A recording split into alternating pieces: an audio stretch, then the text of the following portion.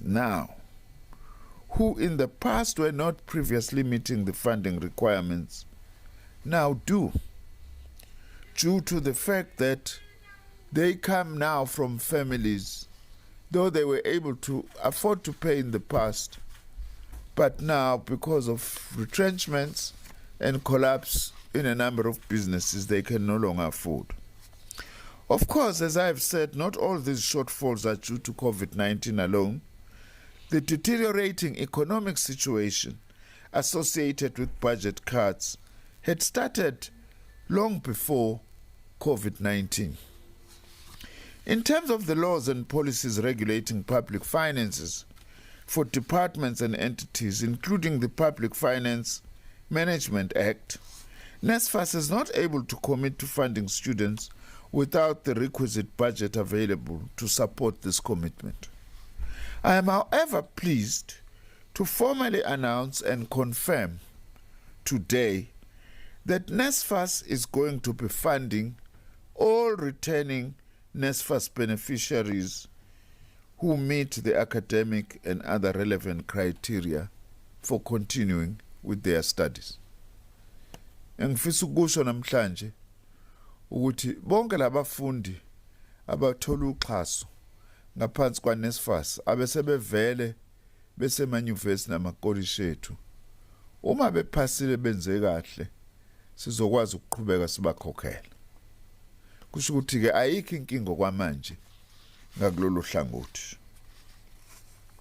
In this regard, the usual processes apply, whereby institutions share the relevant registration data and information with NSFAS, which is then able to confirm the funded list of students with institutions.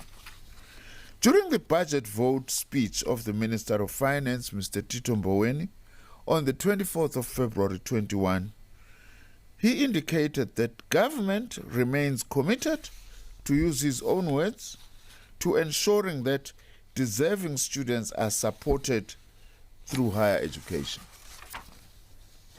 In line with this commitment, the Minister of Finance then directed that the Department of Higher Education and Training should work with the National Treasury to identify policy and funding options to be detailed in the medium-term budget policy statement.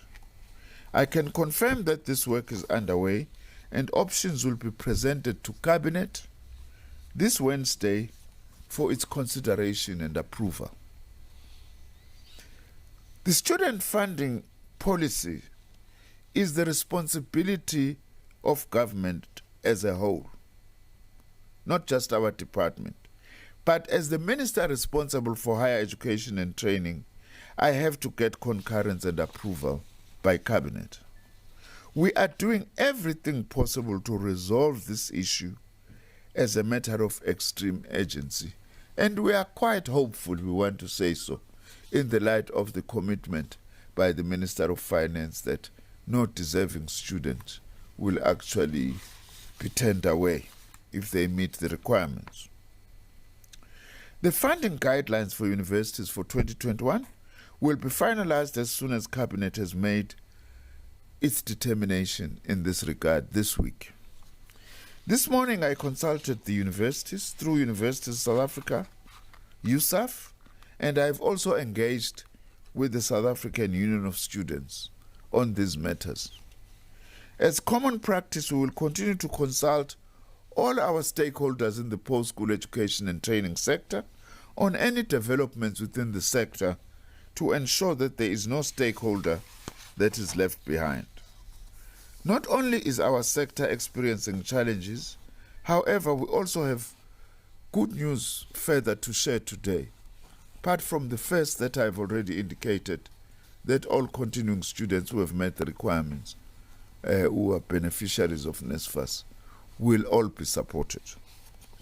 We have agreed with all our universities, this is good news, that they will extend their registration period for first-time entering students for 2 more weeks, which means for this week and next week, so that none of the first-time entering students are disadvantaged by the delay in the finalization of this matter.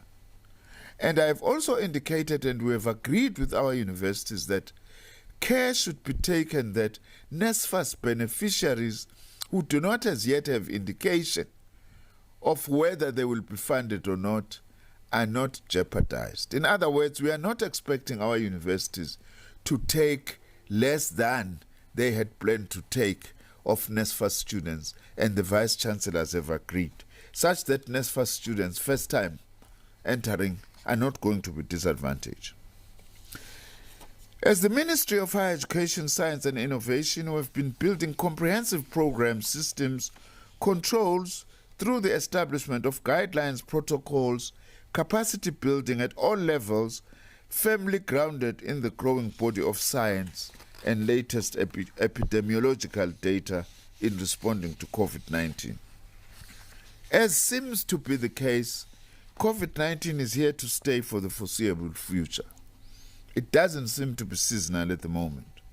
This means that we must all stay alert to the changing landscape and keep on planning for the months and possible years ahead. I wish to applaud the many students who have adapted to these difficult circumstances and develop new ways of learning and of coping. I must also acknowledge that this has been a challenging time for the academic staff of our institutions, who have had to adapt rapidly to new forms of teaching and student support, and who have shown commitment to learning themselves and supporting students, often across multiple different platforms.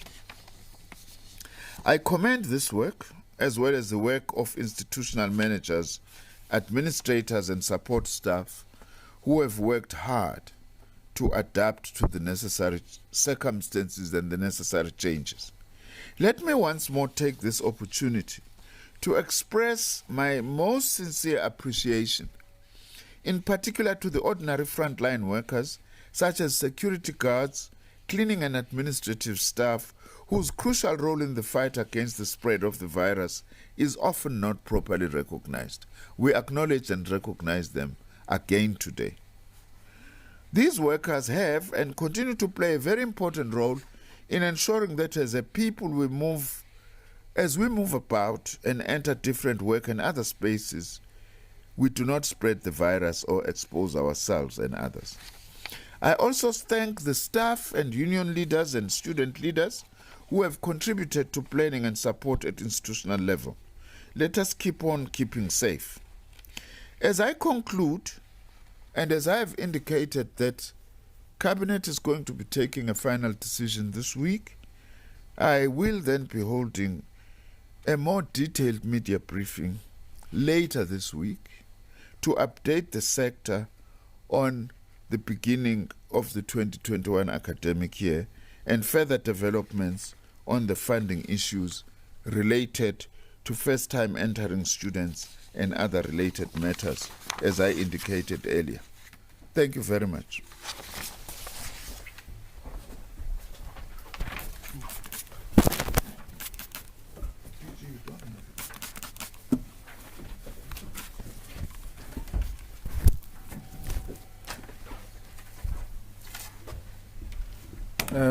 Thank you very much, Minister, for the briefing.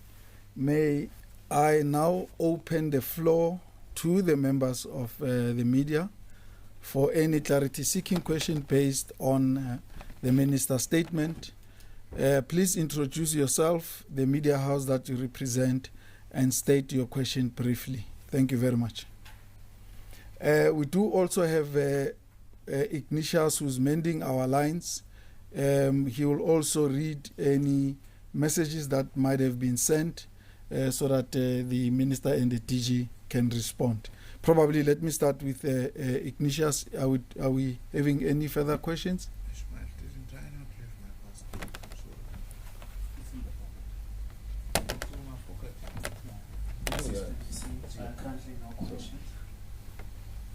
No questions? Okay, thank you very much. Do we have any questions in the house? I recognize you, sir. Any further hand? Okay, for now, let me give you an opportunity. Thank you, Mr. Minister. My name is Madu Kubisheng, SABC.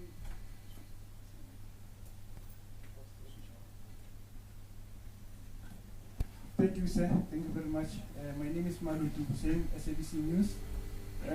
The first question, how much has been budgeted to fund students this year?